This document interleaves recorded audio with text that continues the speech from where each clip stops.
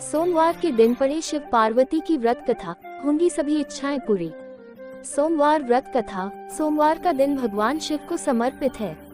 इस दिन व्रत करने से शिव भक्तों की सारी मनोकामनाएं पूर्ण हो जाती हैं। लेकिन व्रती को सोमवार व्रत का फल तभी मिलता है जब वह सोमवार व्रत कथा को सुनता या पढ़ता है।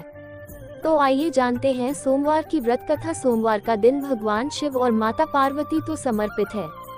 सोमवार के दिन भक्त भगवान शिव की उपासना करते हैं और उनके नाम का व्रत भी रखते हैं, जिससे सभी इच्छाएं पूरी होती हैं। बाबा भोलेनाथ के आशीर्वाद के लिए आप भी सोमवार का व्रत कर रहे हैं तो शिव व्रत कथा को पढ़कर या सुनकर इस उपवास को पूरा करें। सोमवार की व्रत कथा। एक समय की बात है, किसी नगर में एक साहूकार रहता था। उसके घर में धन की कोई कमी नहीं थी, लेकिन उसकी कोई संतान नहीं थी। इस कारण वह बहुत दुखी था। पुत्र प्राप्ति के लिए वह प्रत्येक सोमवार व्रत रखता था और पूरी श्रद्धा के साथ शिव मंदिर जाकर भगवान शिव और पार्वती जी की पूजा करता था। उसकी भक्ति देखकर एक दिन मां पार्वती प्रसन्न हो गईं और भगवान शिव से उस साहूकार की मनोकामना पूर्ण करने का आग्रह किया। पार्वती जी की इच्छा सुनकर भगवान शिव ने कहा कि हे पार्वती, इस संसार में हर प्राणी को उसके कर्मों का फल मिलता है और जिसके भाग्य में जो हो उसे भोगना ही पड़ता है। लेकिन पार्वती जी ने साहूकार की भक्ति का मान रखने के लिए उसकी मनोकामना पूर्ण करने की इच्छा जताई।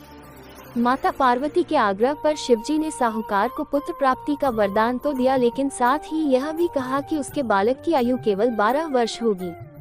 माता पार्वती और भगवान शिव की बातचीत को साहूकार सुन रहा था। उसे ना तो इस बात की खुशी थी और न ही दुख।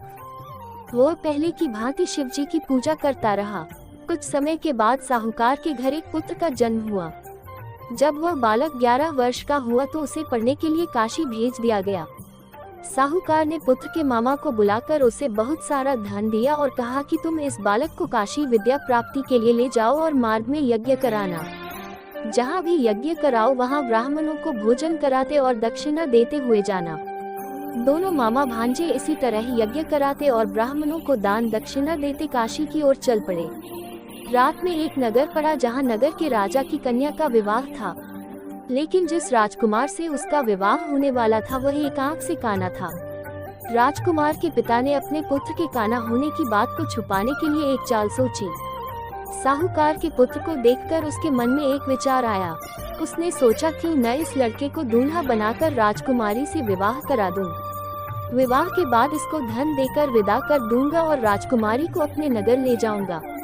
लड़के को दूल्हे के वस्त्र पहनाकर राजकुमारी से विवाह कर दिया गया।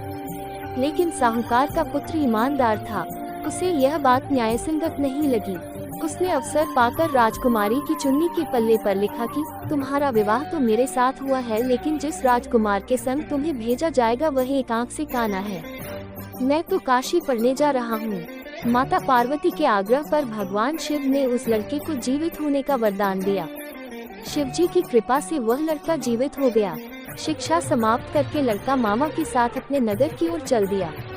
दोनों चलते हुए उसी नगर में पहुँचे जहाँ उसका विवाह हुआ था।